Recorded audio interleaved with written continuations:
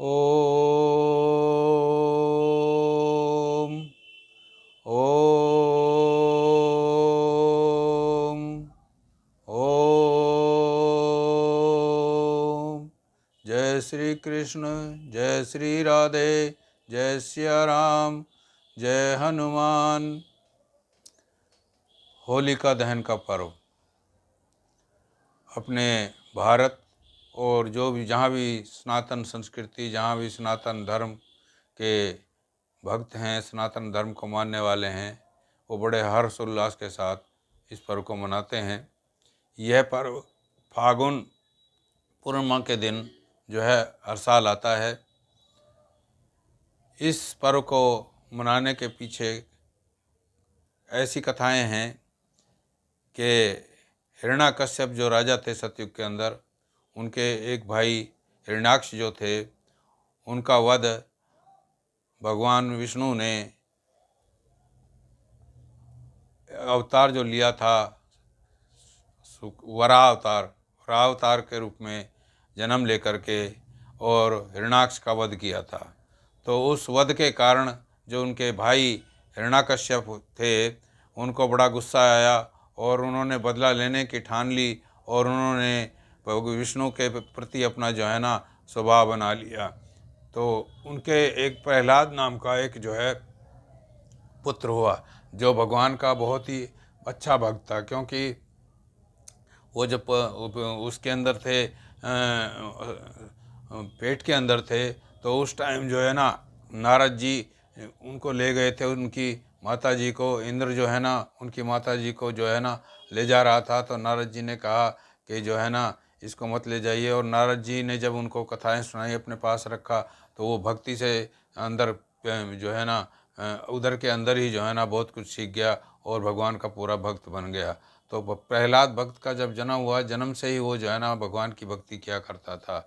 और हिरण्याकश्यप जो है ना उसको मना करता था।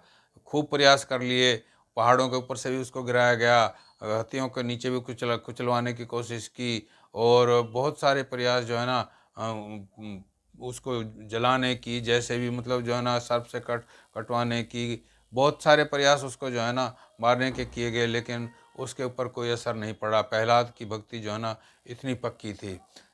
अंत में उसने क्या सोचा कि उनकी एक बहन थी होलिका, जिसको ब्रह्मा की तरफ से एक वरदान था कि वो जब भी अग्नि होगी, अग्नि में बैठ करके वो अग्नि उसके ऊपर कुछ प्रभाव नहीं डालेगी, उसके ये वरदान था।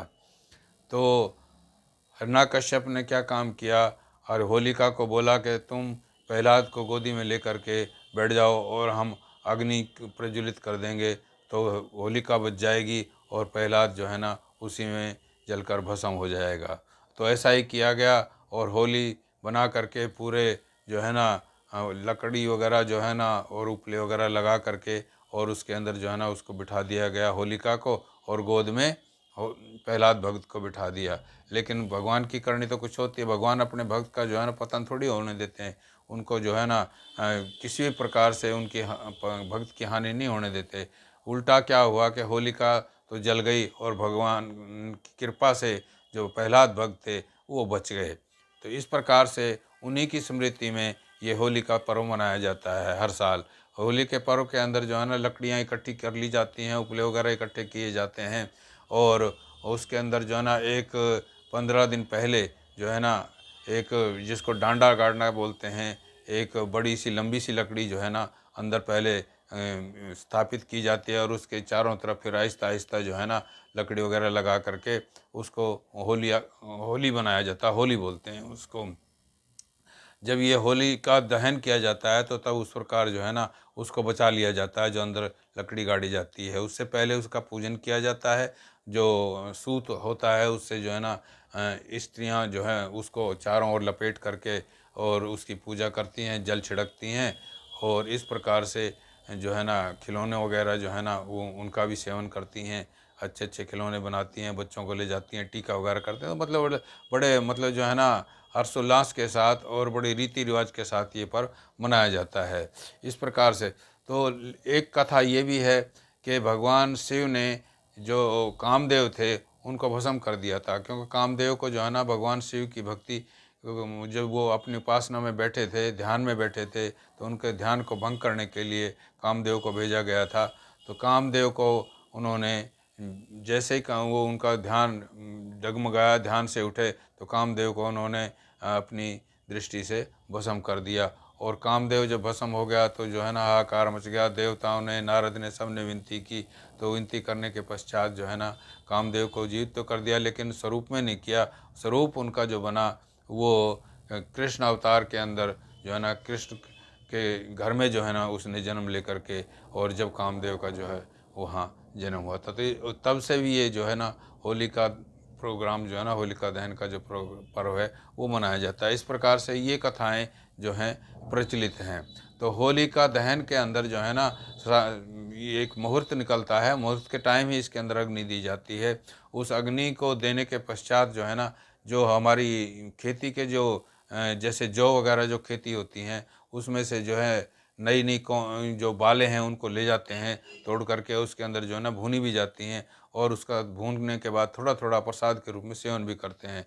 तो ये भी एक जो है ना परंपरा है। इस प्रकार से होलिका दहन का पर्व जो है ना इस प्रकार मनाया जाता है कि जो है ना हमें खेती जो है ना वो भी बड़ी स्वादिष्ट लगे, और हमारा जो पर्व है वो भी धूमधाम से मनाया जाए, और जो भक्त हैं भगवान भक्त की रक्षा करते हैं ये भी हमें याद आता रहे, इस बात का भी हमारे स्मरण होता रहे। तो इस प्रकार हम कहते हैं कि होलिका दहन के पर्व को बड़े धूमधाम से मनाइए, और आपस में बैठ करके मिठाई वगैरह बांट करके एक दूसरे को बधाई दे करके इस पर्व को मना करके और अपना उद्धार करिए।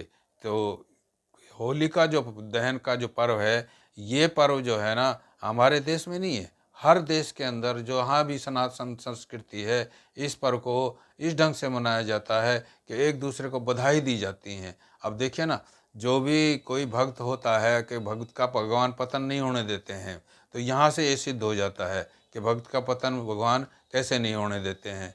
अब होलिका को वरदान था कि वो अग्नि के अंदर जो है ना वो भस्म नहीं होगी, अगर नहीं जलेगी, लेकिन फिर भी देखो होलिका जल गई। और क्यों क्यों जल गई होलिका? क्योंकि उसने भी मतलब जो है ना जब ये वरदान प्राप्त किया था तो उससे बोला गया था कि भाई तुम जो है ना किसी भी ऐसे कृत्य के लिए इस वरदान का प्रयोग नहीं करोगे जिससे किसी भक्त का या कोई मतलब जो गलत कृत्य हो जाए।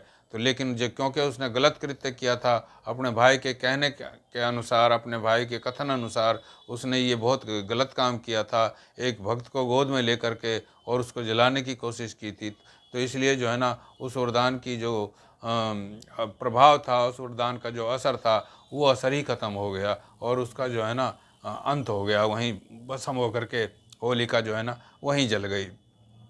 कहने का तात्पर्य यह है कि जो वरदान मिलते हैं, जिस मकसद के लिए मिलते हैं और जिस उद्देश्य के लिए मिलते हैं, उन उद्देश्यों के लिए ही उन वरदानों का प्रयोग करना चाहिए, ना कि हमें जो है ना उन वरदानों को अपना जो है ना उद्देश्य, अपना जो लक्ष्य है उसको भूल करके और किसी ऐसे कृत्य के लिए कर लें कि उस कृत्य से जो है हमें नुकसान हो जाए। पहले होता था ये वरदान, आजकल तो खैर इस कलयुग में तो हम नहीं कह सकते। आजकल तो क्योंकि भक्ति करो, आप जो है नाम का स्मरण करो, तो आपको जो है ना नाम स्मरण से ही, पूजा पाठ से ही ये सब कुछ हो जाएगा। क्योंकि कल केवल नाम धारा, सुमर सुमर नर हो ही पावरा। तो आजकल तो अगर नाम ले लेंगे तो वो ही आपका बेड़ा पार कर देगा।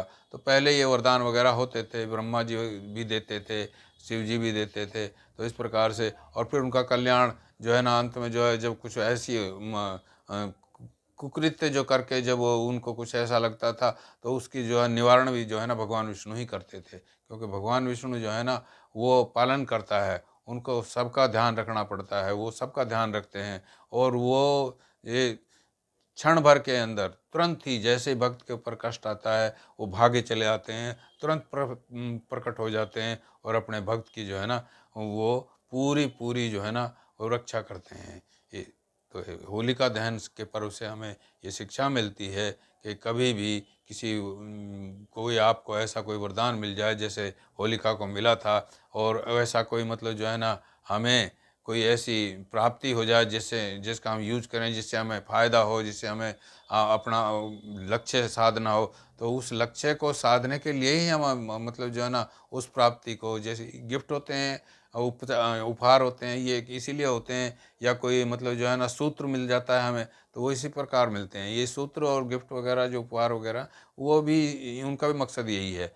परंतु क्या है कि हम उनका दुरुपयोग नहीं कर सकते, दुरुपयोग करना भी नहीं चाहिए। सो अपना उद्धार करने के लिए भगवान की भक्ति में लगिए और होली का पर्व को बड़े धूमधाम से मनाइए। जय श्री कृष्ण, जय श्री राधे, जय भगवद गीता, जय गौ माता, जय गुरुदेव।